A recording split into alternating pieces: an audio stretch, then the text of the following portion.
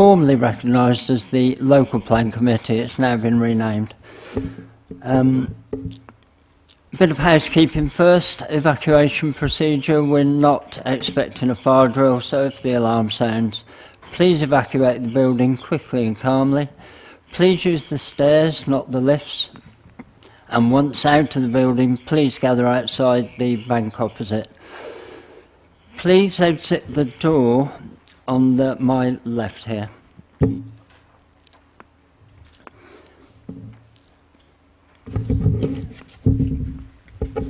This meeting is being live streamed and recorded for future publication on the Council's website. Please can I ask that you turn off your mobile phones or put them on silent for the duration of this meeting.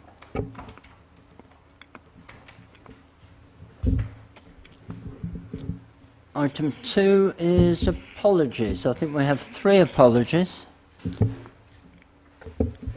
Yes, Chair, we have apologies from Councillors Elliott, Walmsley and Walsh, and we have substitutes Councillors Rudkin, Beetham and Evans, although I don't see Councillor Rudkin here. Oh, very good. So, and apologies as well, Chair.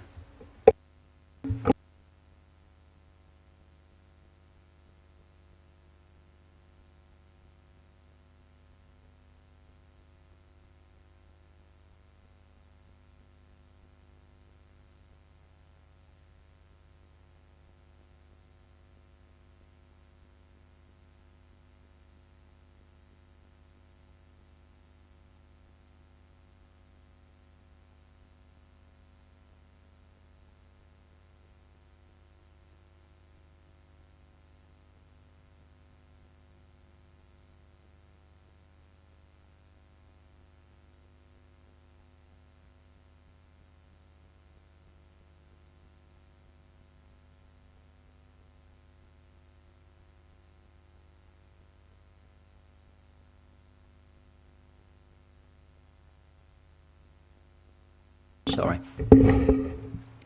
Apologies. So, one speaker on item 6. So, we'll go straight to item 6. Adam, can you present, please? Excuse me, Chair. Chair, if I may.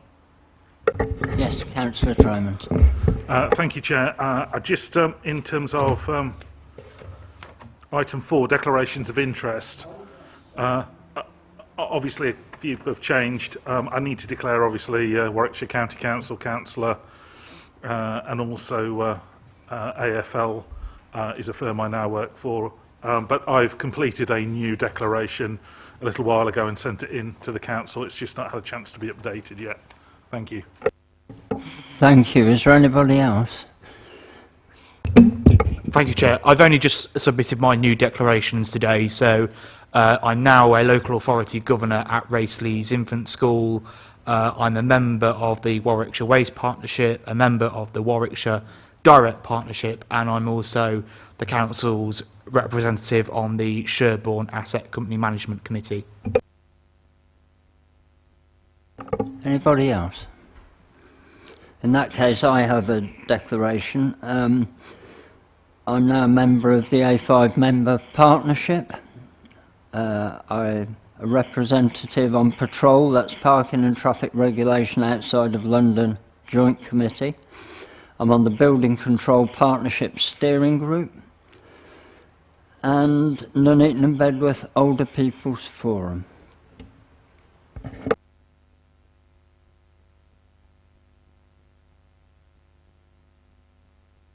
So, if that's everything, we'll move on to item 6. So over to you, Adam.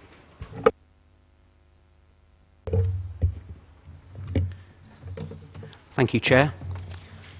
The purpose of this report is to advise members of the statutory stages and milestones for the Borough Plan Review and to provide an overview of the legal, cost and resource considerations associated with accelerating the Borough Plan Review.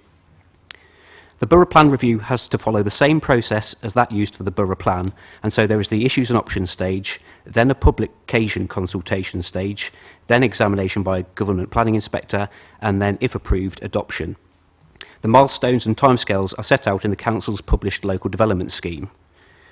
The report provides an overview of legal considerations, such as the duty to cooperate with sub-regional partners, sustainability appraisal and habitat regulations assessment, policy considerations, such as the updated National Planning Policy Framework and Guidance, particularly in respect of the need for up-to-date evidence and meeting the tests of soundness, financial considerations in respect of budgetary pressures resulting from accelerating production of evidence that cannot be produced in-house, as well as resource considerations such as staffing and competing work pressures. As per the conclusion of the report, it is considered that meeting the existing local development scheme timescales will be challenging, given existing resources and budgets. Further acceleration of the borough plan review process is considered to require additional budget, staff and resources in order to deliver a borough plan review that meets the government's legal and soundness requirements. Thank you, Chair.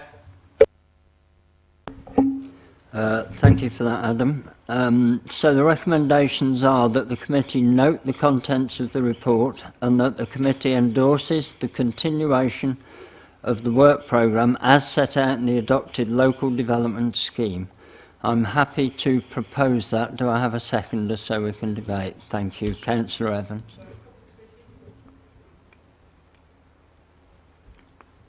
Apologies. Councillor Condicle. Thank you very much, Chair. It's really good, if you look at section 4.7, that the Office of Statistics Regulation has decided that the statistics for the Coventry population are unsound, and there's some work expected of the ONS in July. I have for about 15 years been studying these population projections and took part in the Coventry inquiry as well as our own. And it is really important that we do not wait 2 or 3 years to actually take out the excessive Coventry population from our borough plan. I understand the full review will take a long while, but this 4,000 that's actually on our housing target is absolutely disastrous. Those people did not exist. The ONS regulator, the Office of Statistical Regulation, accepted the evidence from myself and quite a few other people. And it was most satisfying that they said there was all the other evidence pointed to the fact that the Coventry statistics were wrong. There was no evidence to say the population was growing faster than anywhere else in the UK. Coventry clearly is growing. It's just growing at a normal rate rather than this ridiculously fast rate the Office of National Statistics was saying, which was then used by Coventry City Council to produce their inflated figures. So I do hope this committee and the council as a whole can revoke the 4,000 overspill, because it clearly was based upon fictitious information, and I'm happy to help the committee, although I'm not on it, with information that I've gathered over the years. And all this error was before COVID. Since COVID, we've had an even greater reduction in Coventry and Warwickshire's population. We've probably lost 20 to 40,000 people due to COVID and Brexit, as people have lost their jobs. And obviously the birth rate's down, the death rate's up. So we urgently need to take action. Thank you, Chair. Thank you, Councillor Condicle. Anyone have any questions on what Councillor Condicle has just talked about? No. Councillor Evans. Could Councillor Kundaka please elaborate further when he says that we've lost potentially up to 40,000 people due to Brexit? What do you mean by that?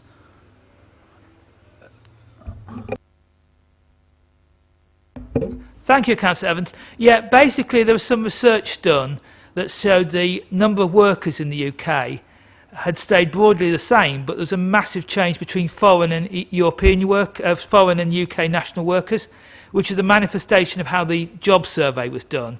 The research pointed to maybe 1.3 million people having left the country, not just due to Brexit, but to the combination with COVID as well.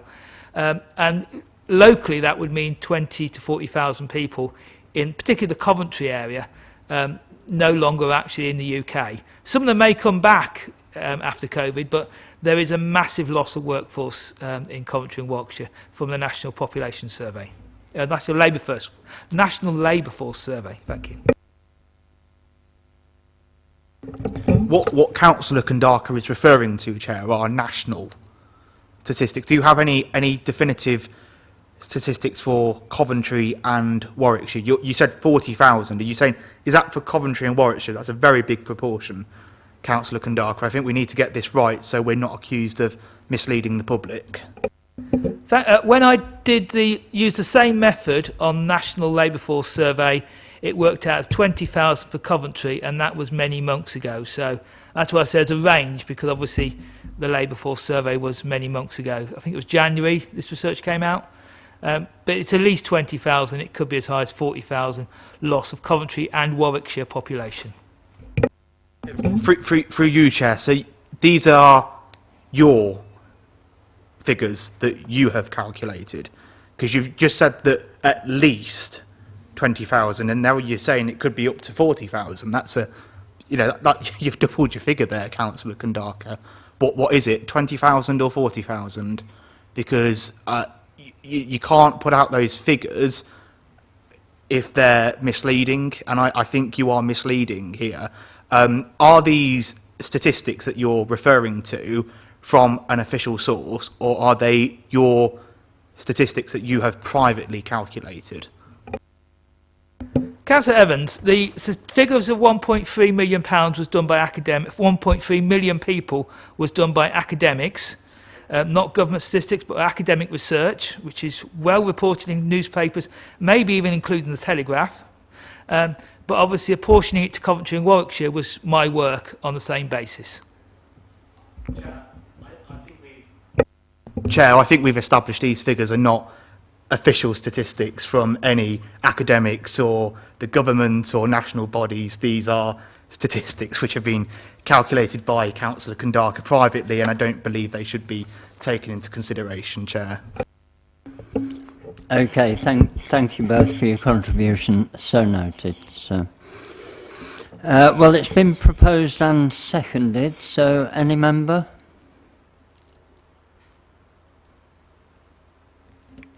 No? In which case, we'll go straight to the vote. So, show of hands, please. All those in favour? That's unanimous.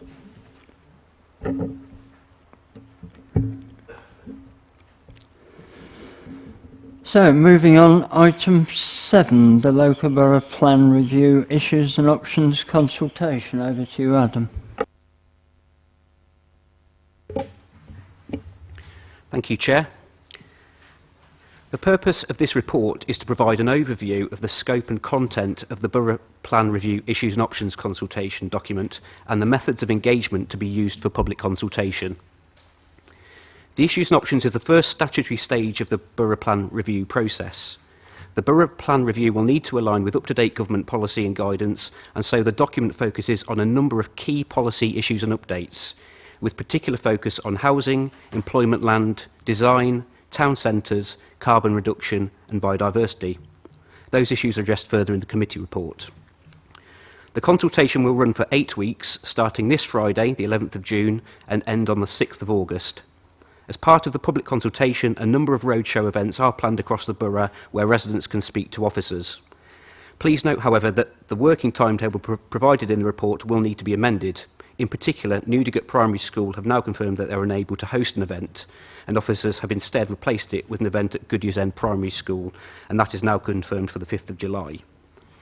In terms of other engagement methods, the Council's web pages and social media feeds will be used as far as possible to advertise the consultation, and other methods are proposed to enable those without internet access to participate in the consultation. The full list of engagement methods is provided in the report. All comments will be considered and officers will need to respond to the key issues raised. The responses will inform a final Borough Plan Review publication document, which will need to have more formalised policies and proposals. That document is proposed for public consultation in January 2022, subject to member approval. Thank you, Chair. Thank you, Adam. The recommendations are that the committee note the contents of the report and that the committee endorses the programme of work associated with this consultation. I'm happy to propose that. Do we have a seconder, please? Councillor Evans. Thank you. I can open that to the floor now. Any Councillor Evans.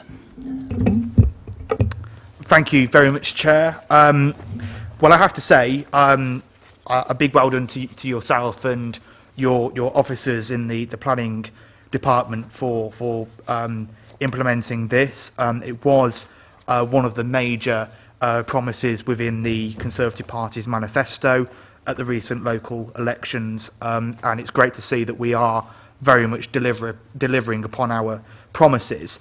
In relation to the timetable of scheduled consultation events, I'm absolutely very pleased to see that the council has now adopted common sense and will be moving towards consultation sessions in the evenings when people are back from work after 5 o'clock. And in relation to Nuneaton Primary School, I actually think the move to Goodger's End is probably a bit better, actually, because that's closer to Ash Green, it's closer to Bowling Green Lane and, of course, School Lane as well. So that's something that I would welcome. I would say in relation to the event taking place at Bedworth Market, you may wish to consider perhaps moving that later in the morning, perhaps early afternoon. But that's just an observation, really, from my end. In relation to Facebook and Twitter, I'd also say the planning department may wish to consider using Facebook boosting ads to try and circulate our message out more. I mean, you can attract up to 20,000 people through Facebook ads, so that might be quite useful. I do have a question sorry, is it Adam? I do apologise. I think we spoke over Teams, but it's good to see you face to face finally. During the start of the borough plan process 4 or 5 years back, and I disclose that I am a member of the Planning Applications Committee, but I'm not referring to any specific application. When applications were coming through to the committee, the planning department would always say that it's emerging council policy that a certain piece of land is within the borough plan, which is an emerging council policy. Could I ask, as part of the local plan review, would the same status be given to planning applications which are coming forward to the committee but are actually earmarked as sites in the borough plan, i.e. it's emerging council policy that there may be a reduction in the housing numbers in the borough, and it's therefore emerging council policy that there may be changes to allocations in the borough plan? Do you understand the question? Yeah.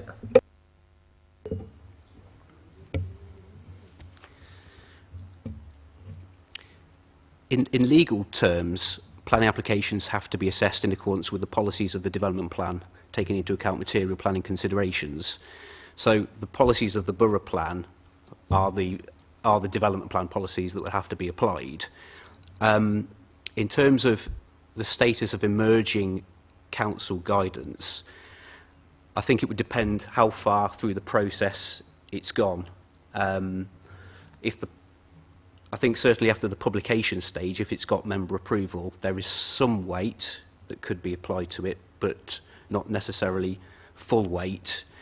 In terms of emerging sort of household population projections, that could be a material consideration that could be taken into account. But as I say, the starting point would be the borough plan policies, taking into account emerging material planning considerations, and that might be emerging policy guidance or other factors that can be taken into account. I'm not sure if Phil Richardson's got anything to add to that.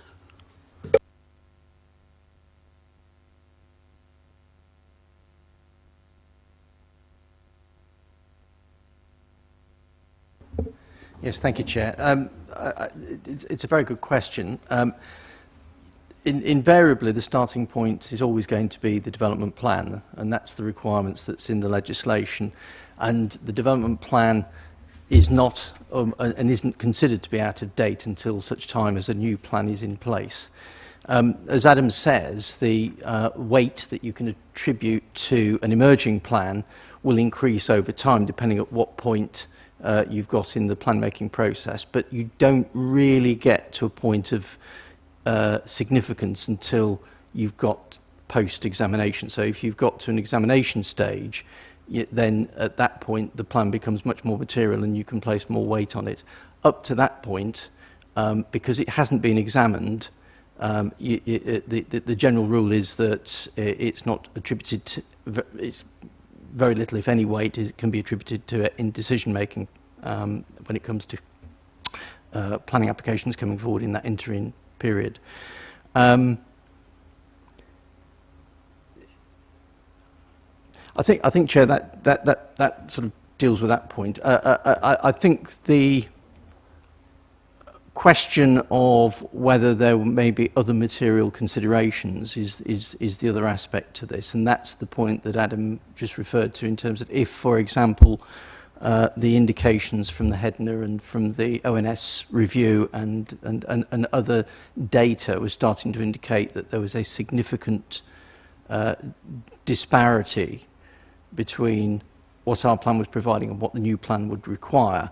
That might be a material consideration that could be taken into account, but we'd have to get to a point with the data that we've sense checked it and we were satisfied that it could be relied upon as a basis for making judgments about future planning applications. As I say, there's a fair bit of water that would need to go under the bridge before you get to that point, because of the need for that to be fully assessed as part of any plan-making process. Thank you, Philip. Do you want to come back in on that? Or? No, not particularly. I think it's quite an important thing to consider going forward, and it might be something that the planning department might want to do a bit more work on, perhaps prepare a briefing report for councillors, because obviously we did put a lot of weight on planning applications before the adoption of the borough plan, in that it was emerging council policy that, you know, this strategic piece of land is included as an allocation in the borough plan. So yeah, I think it's an important point, and I think I would like a briefing on that personally, and I think other members of the planning committee probably would as well, Chair. Thank you. Okay, if I come back on that with a quick comment, that as part of the consultation process, we are trying to organise a general briefing for all members, because I'm conscious all members should want to attend those consultation meetings. So there'll be a general briefing for all councillors that will cover not just this, but other issues you may get challenged with by members of the public, so that we're well armed to support officers and give the public the answers they need. Councillor Kenner. Thank you, Chair. It's just more of a point for committee to be aware of. So in the past, we've seen the actual questioning, the actual consultation be incredibly inaccessible to many, many residents across the borough. So I just think it needs to be driven home that this consultation needs to be better in every aspect. I mean, it's why I'm glad that there's quite a few on and offline methods to get involved with the consultation. But I just think the way that residents actually raise their objections needs to be streamlined, needs to be better, and needs to be more accessible. Because in the past, what was it? We had to object to individual points within the plan and referencing individual paragraphs within the plan. And I believe residents were asked whether or not they believe the council was acting lawfully. Is that necessary for a consultation of a local plan, for residents to be asked whether or not they consider the council's actions to be lawful? But I just wanted to bring that to committee's attention, and hopefully for these points to be taken into consideration as we go forward. Thank you. Yes, thank you. And if you've seen the papers, you'll see the way the questions, there are up to nearly 30 questions in there structured that give, we outline the issue, we give options for resolving those issues, but also an open space for the public to actually have their say. So it will be very different to the original borough plan consultation. Councillor Brown.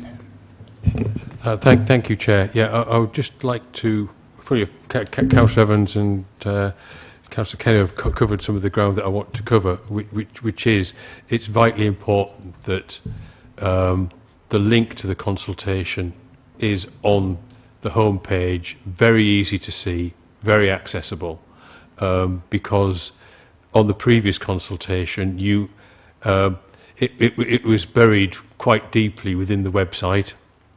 And secondly, it wasn't really aimed at the layman. You had to be pretty much a planning specialist to be able to complete a response to the consultation.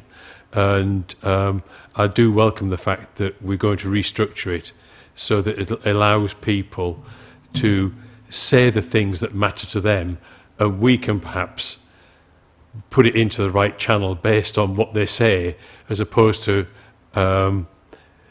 requiring them to know chapter and verse from planning policy to be able to frame a point that would hit some spot in the consultation. So I do think it's really important for residents that A, they can attend the meetings at times that matter to them, but B, when they do come online to try and complete the consultation, A, they find the consultation very easily. If they don't find it in the first couple of clicks, people with something that they want to say are likely to give up. And I remember the contrast that I saw looking at a couple of other local authorities' consultations last time round compared to ours, and it was like chalk and cheese, that in that probably by no design ours was very difficult to complete, and yet other authorities have made an effort to make theirs as accessible as possible. And I think that if we're looking for wider engagement from the public, and surely we are this time, that's the way to get it. Thank you.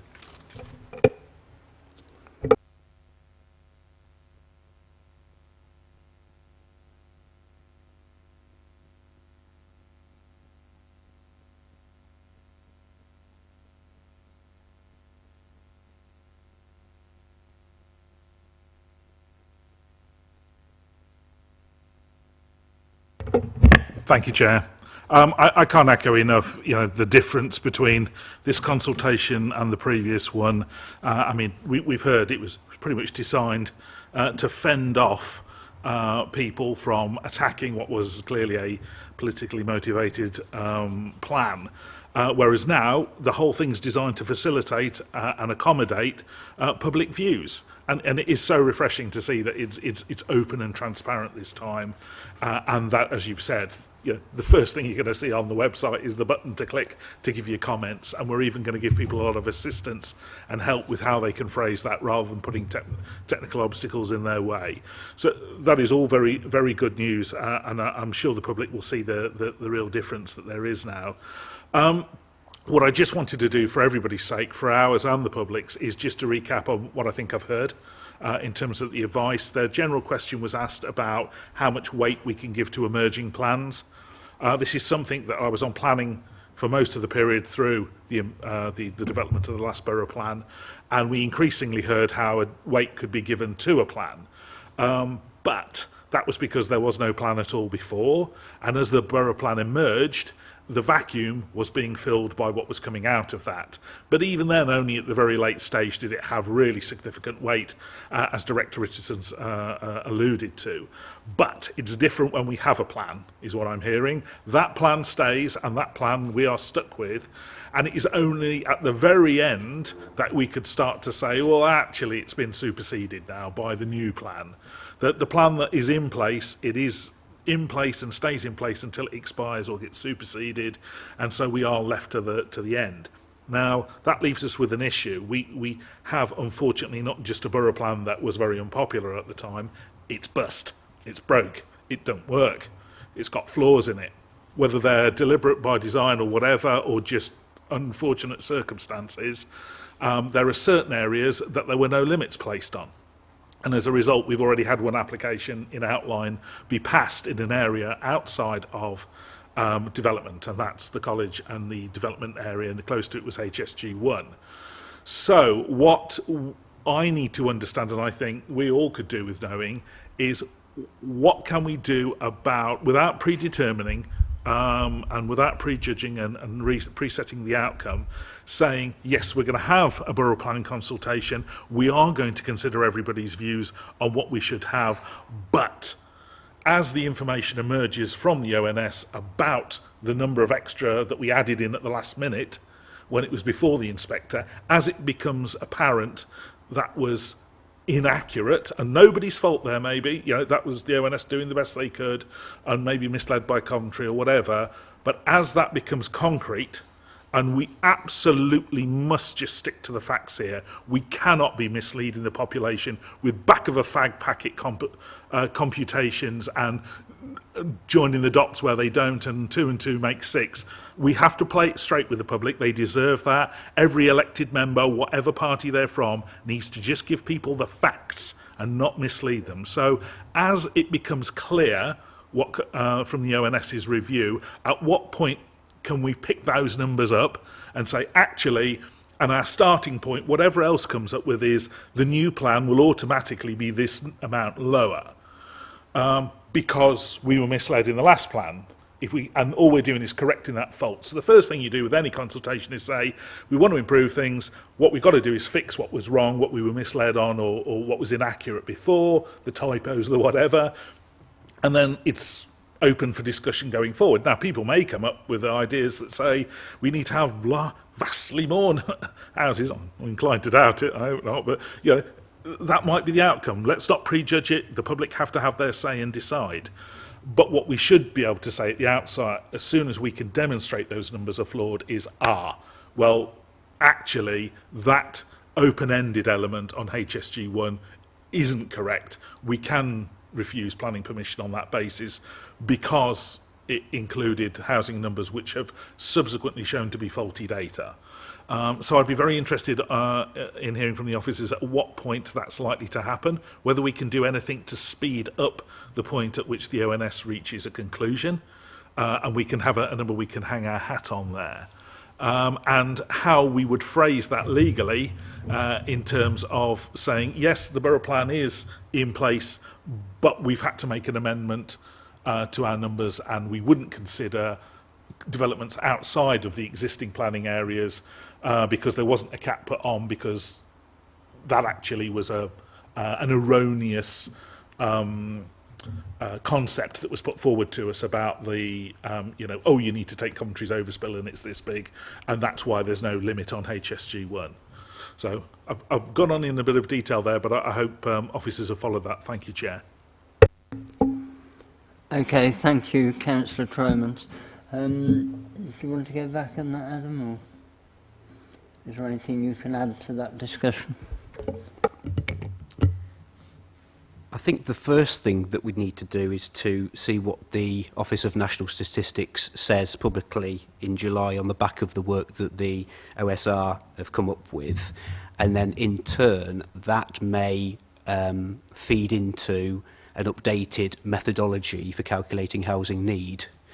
The government sets out in National Planning Practice Guidance the standard method that local authorities should use to come up with their starting point figure. So that's something that we'll need to review, and also it's something that will be looked at very closely as part of the Housing and Economic Development Needs Assessment, or HEDNA, which is in production. So it's very topical, and it's good that this information is out there because that will feed directly in, and it's something that the consultants will be looking at. As officers, we can put that information out there as soon as we receive it and try and guide the public on those matters. And ultimately, that will shape or need to be taken into account to inform the next publication stage, as well as all the other consultation responses that we'll receive. Not sure. Thank you, Adam.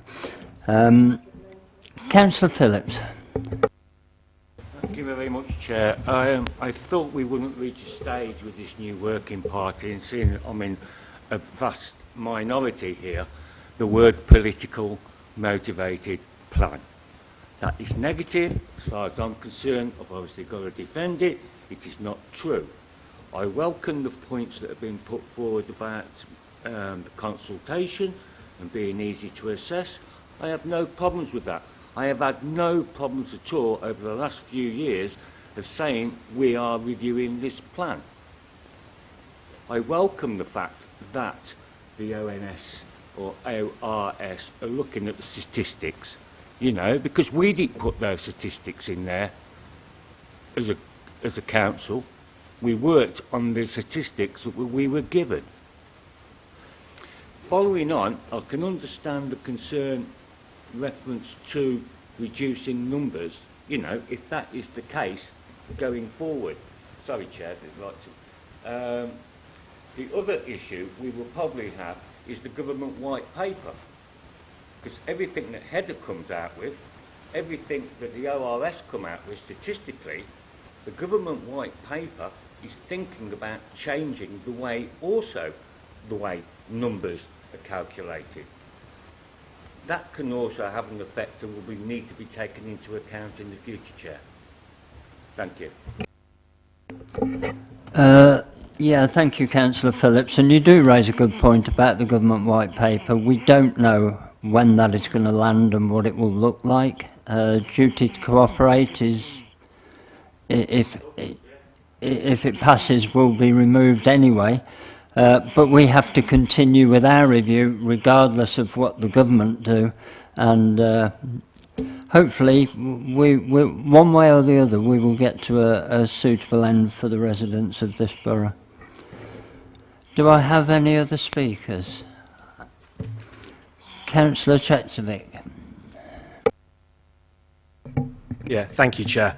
I broadly welcome what's on the table tonight. I think it's fantastic. We've got a consultation which the residents, I think, need to have. I like the fact that we've got a better way of advertising it, more ways of advertising it, so hopefully we'll reach a much wider audience. One thing I would like to perhaps see on the website is a way of actually telling residents what is a good planning argument and what isn't, almost like a little crash course in what sort of, you know, will carry weight and what won't, because I think a lot of people will go down that emotional route and say, well, you know, it's going to block my view, etc. And as we know, that's not really a planning argument. So rather than having them waste their time, if we could have some salient bullet points on what is, you know, a good sort of planning argument, and, you know, that I think would really help a lot of residents. I know certainly, I think back to pre-stage 1 hearings when we were doing the initial consultation, you know, I was one of those residents, and I had a very steep learning curve to find out what was going on and what, you know, was a suitable and what wasn't a suitable planning argument. I think, you know, the council could have done a lot there to help support residents, so I'd like to see that done. Also, in terms of if we're going to be having another library or an extension to the borough plan library, it needs tidying up. It's one of the most difficult things to navigate. Now, I and probably a few others in this room did become a little bit of an expert in it, and its sort of little foibles and eccentricities in terms of finding information. But, you know, it took a long time, and most people don't have that sort of time. They don't have that patience to go through it. And, you know, the document list starts to grow very, very rapidly. So it needs to be accessible from day one, and somebody needs to stay on top of it from the beginning. So I would really love to see that happening, and I think that will help residents. My other point and comment is regarding what we actually then do with this consultation information. I think it's great that we're having a consultation as the start of this process, but I think confidence is low in consultations with this council at the moment. I mean, the word consultation and MBBC have become synonymous with, oh God, another paper exercise. And we, you know, what assurances can you give the residents that this is not just a paper exercise, that this is going to have validity and it's going to be treated differently from consultations that have gone before? I'll pick that up. Obviously, we are fresh to this. We've acted very quickly. We were given a mandate at the election to bring this forward and get on with the job, which is exactly what we've done. Obviously, the comments that come from residents will be considered. They'll all feed into the final publication document. Obviously, as long as they fall within National Planning Policy Framework guidelines. So we're listening. We're in listening mode. We want to hear what the residents think, and this time we will be taking note of it. And if we can possibly deliver for the residents, we will do it. Do I have any other speakers? No? So if we're all finished, the recommendation is that the committee notes the content of the report and that the committee endorses the programme of work associated with the consultation. Can I have a show of hands, please? Thank you, that's unanimous. Item 8, any other business. There is one item I wanted to quickly talk about.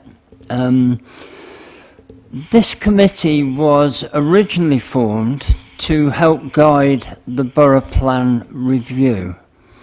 And by help guide, it should make suggestions, it should offer a bit of governance, and it should feed into it an input. What I've found is when I've looked at past events, past meetings of this committee, and looking forward to the schedule of meeting dates, I'm finding that the dates don't coincide with milestones in the Borough Plan review process. And for this committee to be fully engaged and feed into that process, we need meeting dates that actually fall before things happen. So we're not just a box ticking exercise. So I've asked officers to look at the plan, look forward over what the milestones might be, and restructure the meeting dates so that this committee can have a bigger say and steer the Borough Plan review where possible in the right direction. So that was an announcement I wanted to make. Any other speakers? Councillor Tromans. Chair, if that's a proposal or motion you're putting forward, I'm happy to second that.